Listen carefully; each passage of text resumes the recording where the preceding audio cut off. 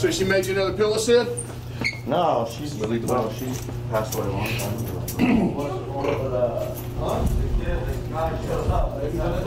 You're mean today.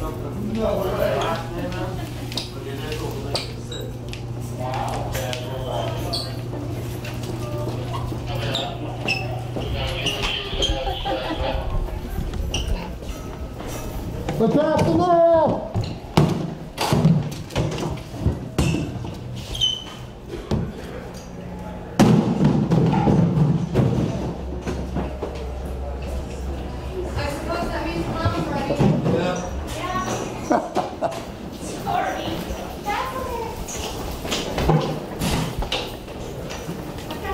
Sorry about that.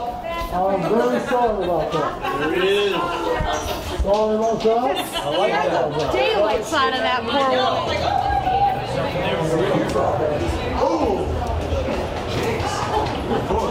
What are you gonna do when you're the clown, right? Fuck everybody's world up all day long. 'Cause I don't wear a mask. Yeah, brother. See you out there, brother. Have a good fucking show. All right, you too, man. Be careful. I'll be fucking watching you. I'll be watching you. You fucking watch you watching me. Yeah. I always feel like Somebody's watching me. You like smoking? I like pissy. You like drumming? I like pissing. Do it. Have a chill. All right, let's do the huddle. See it. Let's do it. Everybody, jump in. Everybody, get in. Have a good one, man. I know.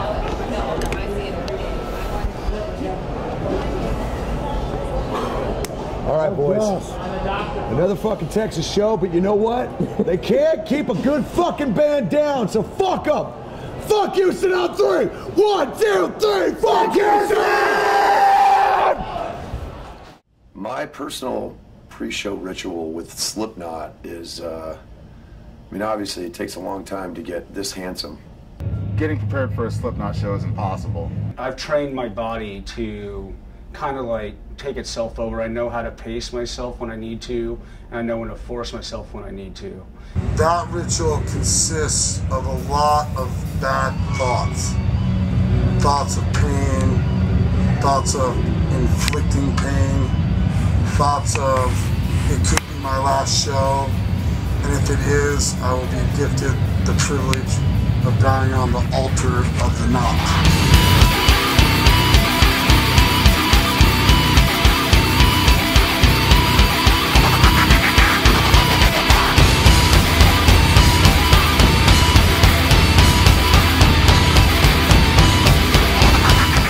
My pre-show ritual is to stretch for a while and smoke a bunch of cigarettes, and you know, I usually have a couple of sugar-free Red Bulls before we go on stage, and then I take like 800 milligrams of Advil and stretch and do all that stuff. An hour before the show, I get in, sit in the dressing room, just try to get into my head, you know.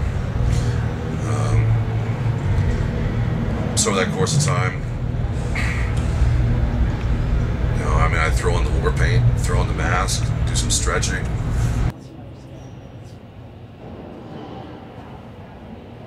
Personal pre-show ritual is, I don't know, pretty much what I do all day long.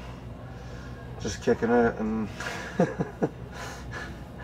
don't really do much for pre-game ritual. I just kind of, I guess, putting on my leg braces, wrapping my ankles, do a little bit of stretching maybe, and then just go out and hit it hard.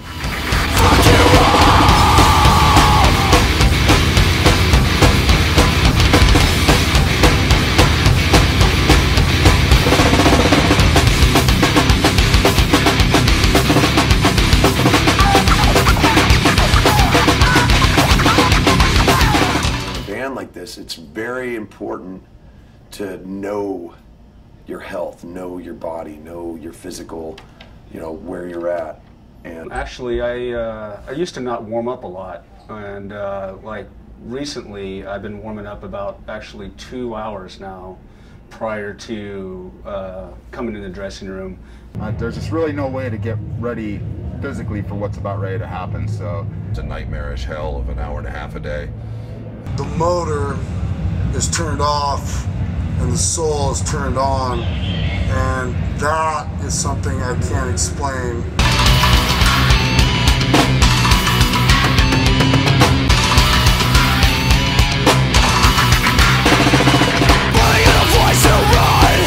I can't see, I can't be, over and over and under my skin.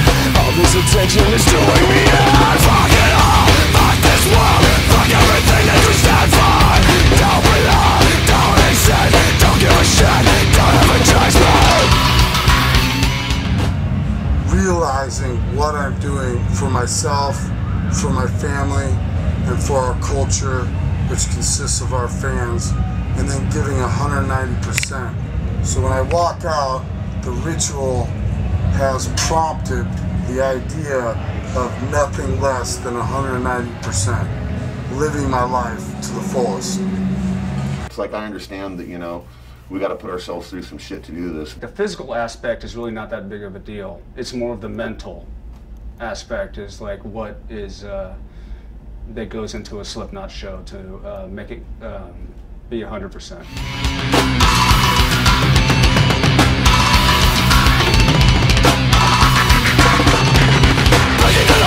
Exposed, taking shit, taking shit, over and over and under my skin. All this momentum is doing me on. Fuck it all, fuck this world, fuck everything that you stand for. Don't belong, don't accept, don't give a shit, don't ever judge me. And don't you fucking judge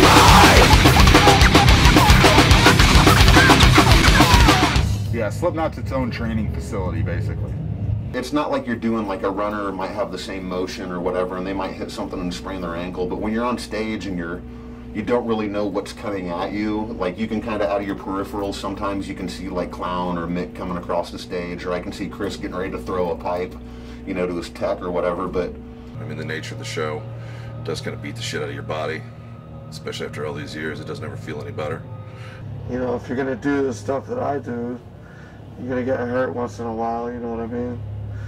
It's just like if someone's doing sports or anything else that's physical, you're gonna have to, you know, do certain things to keep doing it, as far as, you know, maybe exercise or stretching or physical therapy. You know, it's just kind of part of the game.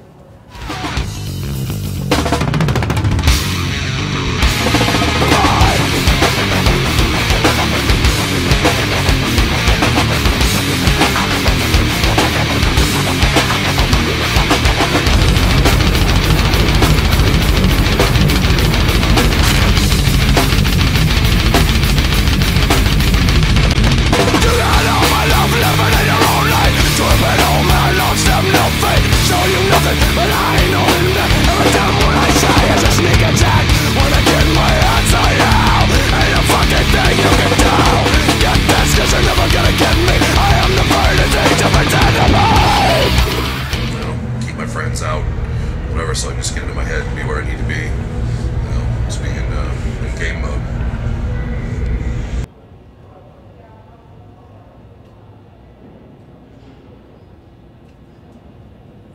And then it's just about getting the blood going, you know, stretching out a little bit, making sure that I am at peak performance so I can give the best show to the kids.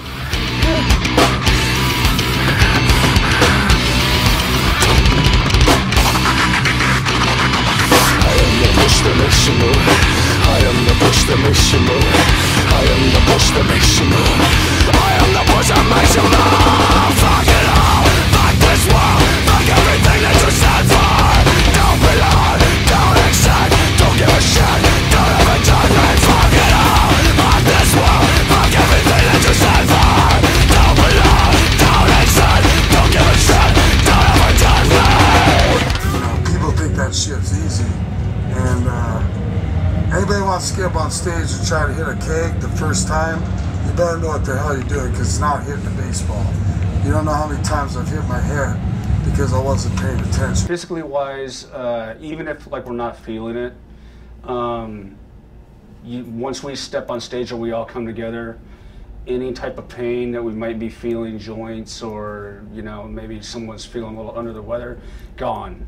But since I've been sick, I kind of have a new ritual now. I have this drain sticking out of my body now that's kind of where my appendix is, and I call him Harold. So now I gotta sit down and have a talk with Harold before we go on stage, and you know, I tape him to my leg, and I put a motocross sock on over it so he stays nice and tight. And you know, me and Harold kind of have our time before I go on stage, and I'm not doing the sugar-free Red Bulls because I gotta watch what I'm eating now and all that until I have my operation. So that's kind of my pre-show ritual. So I just do a little bit of stretching and kind of become one with my guitar before we go on stage. It's really all I can do now, you know?